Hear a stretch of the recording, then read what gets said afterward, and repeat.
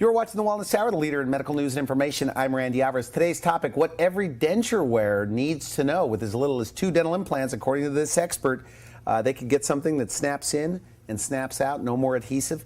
With us, we have board-certified oral and maxillofacial surgeon, Dr. Broumand. Dr. Broumand, welcome to the program. Thank you. Thanks for coming on. Now, for people that don't know, we had your partner, Dr. Akers, one of the senior partners. What is your role there, by the way?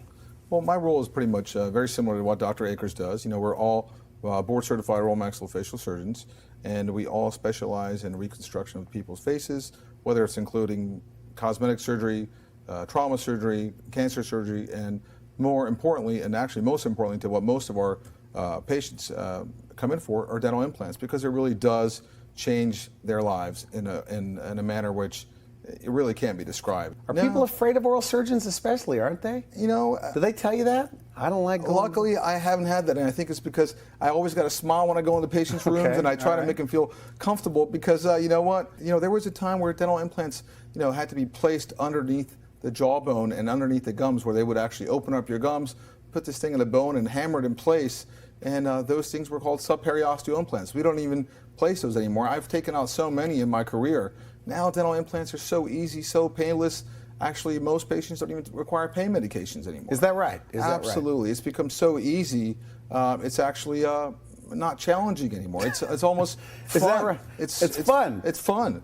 It's more fun for the patients, because they come in and they leave my office, they can't even believe they had surgery.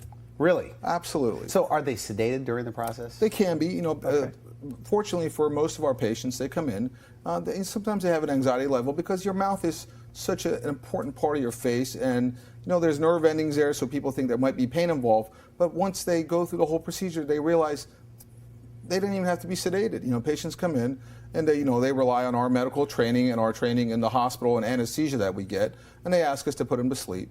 So we do that for them a lot of times, just for them to be comfortable. But when they realize that they've gone through a procedure that actually removing the teeth was harder on them than placing the implants in the past. So 70, 80s, not too old to get not at all fixed. I have to tell you, we've had patients in our practice that are in their 90s. I think my partner actually placed implants on a patient that was 100 years old.